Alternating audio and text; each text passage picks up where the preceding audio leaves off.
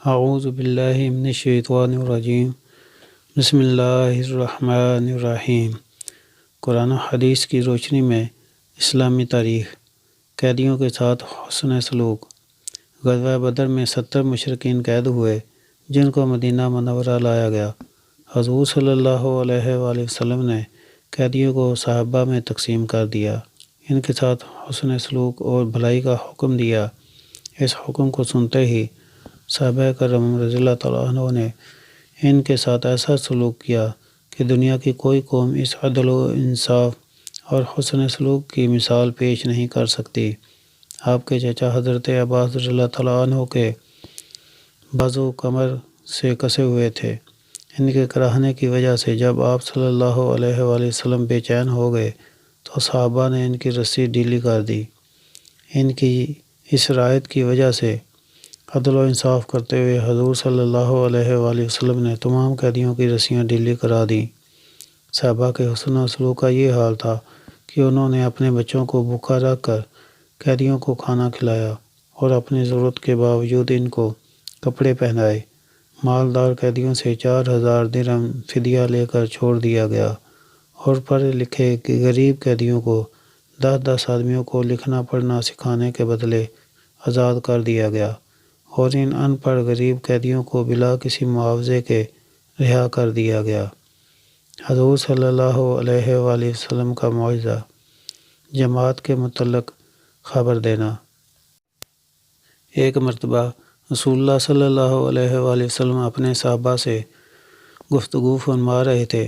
دوران گفتگو ارشاد فرمایا، ابھی تمہارے پاس اس طرف سے مشرق والوں کی ایک با اخلاق جماعت آئے گی۔ چنانچہ حضرت عمر رضی اللہ تعالیٰ عنہ کھڑے ہو کر اس طرف چلے۔ تھوڑے ہی دور پہنچے تھے کہ سامنے سے 13 افراد پر مشتمل ایک جماعت آئی۔ حضرت عمر رضی اللہ تعالیٰ عنہ نے پوچھا، کون ہو؟ جماعت نے کہا، ہم قبیلہ بن عبد القیس کے تعلق رکھتے ہیں۔ حضرت عمر رضی اللہ تعالیٰ عنہ نے پوچھا، کیا اس شہر میں تجارت کے ارادے سے آئے ہو؟ تو انہوں نے فرمایا نہیں۔ حضرت عمر رضی اللہ تعالیٰ عنہ نے فرمایا، ابھی رسول اللہ صلی اللہ علیہ وآلہ وسلم نے آپ لوگوں کا تذکرہ کیا تھا اور تعریف کی تھی۔ ایک فرض کے بارے میں قرض ادا کرنا۔ رسول اللہ صلی اللہ علیہ وآلہ وسلم نے فرمایا، قرض کی ادائیگی پر طاقت رکھنے کے باوجود ٹال مٹول کرنا ظلم ہے۔ ایک سنت کے بارے میں تجارت میں برکت کی دعا۔ آپ صلی اللہ علیہ وآلہ وسلم نے حضرت حکیم بن حزام رضی اللہ تعالیٰ عنہ کو تجارت میں برکت کے لیے یہ دعا دی، بارک اللہ فی تجارتک۔ ترجمہ، اللہ تعالیٰ تمہارے لیے تمہاری تجارت میں برکت دے دے۔ ایک اہم عمل کی فضیلت۔ مصافحہ مغفرت کا ذریعہ ہے۔ رسول اللہ صلی اللہ علیہ وآلہ وسلم نے فرمایا، جب دو مسلمان آپس میں ملتے ہیں اور مصافحہ کرتے ہیں تو جدا ہونے سے پہلے ان دونوں کی مغفرت کر دی جاتی ہے۔ ایک گناہ کے بارے میں گمراہی اختیار کرنا۔ قرآن میں اللہ تعالیٰ فرماتا ہے، جو اللہ تعالیٰ کے راستے سے بھٹکتے ہیں ان کے لیے سخت عذاب ہے، اس لیے کہ وہ حساب کے دن کو بھولے ہوئے ہیں۔ دنیا کے بارے میں دنیا چاہنے والوں کے لیے نقصان۔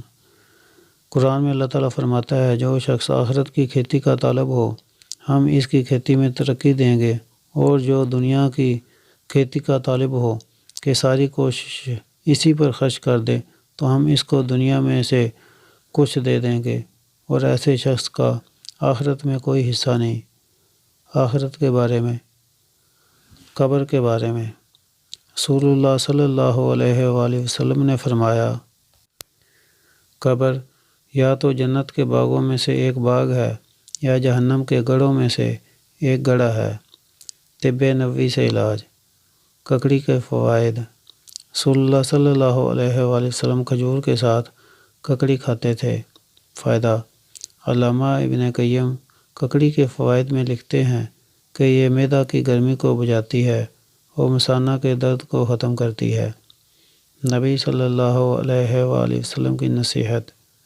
رسول اللہ صلی اللہ علیہ وآلہ وسلم نے ماتحت اور یتیموں کے بارے میں فرمایا تم اپنی اولاد کی طرح ان کا اکرام کرو اور جو تم کھاتے ہو ان کو بھی وہی کھلاؤ۔